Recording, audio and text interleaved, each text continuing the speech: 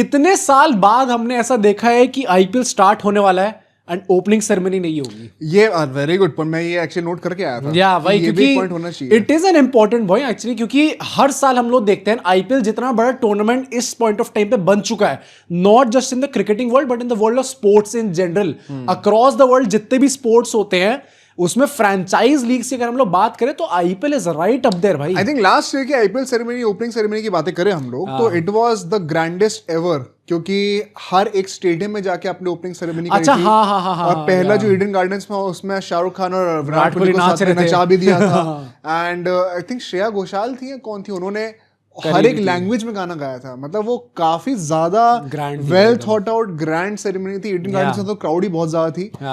मतलब 18th year था IPL का, ऐसा नहीं कि केकेआर जीती इसलिए मैं कह रहा हूँ, 18th ईयर था इसलिए करना था वो।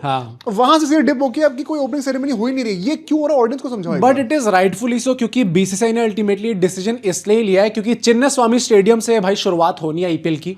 एंड लास्ट ईयर जब वो परेड हुई थी वहां पे जो 11 जाने गई थी उनको रिस्पेक्ट देने के लिए बीसीसीआई ने ऐसा सोचा है कि हम लोग ओपनिंग सेरेमनी नहीं रखेंगे, ऑल्दो क्लोजिंग सेरेमनी जरूर रखें और एक ग्रैंड सेरेमनी होगी। वो उसका मुझे लॉजिक समझ में नहीं आया। कुछ नहीं वो तो भी कुछ तो सही चिन्नास्वामी में ही होगा ना फाइनल भी मेरे ख्याल से। हाँ, कायदे से होना तो चाहिए। तो अगर वहां पे हो रहा है तो क्लोजिंग सेरेमनी रखना नहीं, बट इट मेक सेंस। क्या यार, आईपीएल जब पूरा हो जाएगा उसके बाद अगर आप कर रहे हो तो फिर इट मेक सेंस ना। आई थिंक बीसीसीआई का जो डिसीजन आया है, I am actually in favour of this भाई।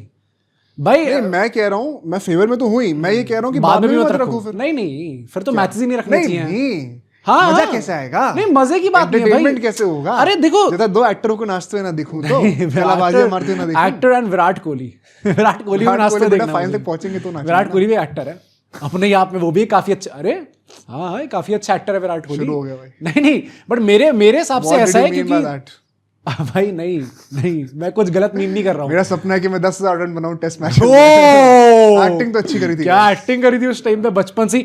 मेरे पॉइंट ऑफ व्यू ये है कि देखो, स्टार्ट में अगर आपने नहीं कर रिस्पेक्ट देने के लिए इट मेक सेंस, बट वही बात है ना, कभी कभी you also have to move on from the tragedy. ये नहीं कि आप पूरे टाइम ही उसके अंदर ही डिवेल्व करते रहोगे। तो अगर मूव ऑन कर जाना। अरे ठीक है भाई, अब तुम लोग सब जान ले कमेंट लो करके उसकी बताओ आपको क्या लगता है, की। क्या हमें बिल्कुल भी सेरेमनी रखनी नहीं चाहिए थी इस साल, या फिर क्लोजिंग सेरेमनी रखना आपके लिए ठीक है? कमेंट करके बताना, क्योंकि आई थिंक ये थोड़ा कंट्रोवर्शियल पॉइंट होने वाला है। एंड मतलब I think at this point time I would not be surprised, because BCCI तो ऐसी है जो वर्ल्ड कप में भी सिर्फ इंडिया पाकिस्तान के लिए सेरेमनी रख देती है। तो जब वो कर सकते हैं तो ये क्यों नहीं कर सकते? कह सकते एक तरीके से, बट ठीक है।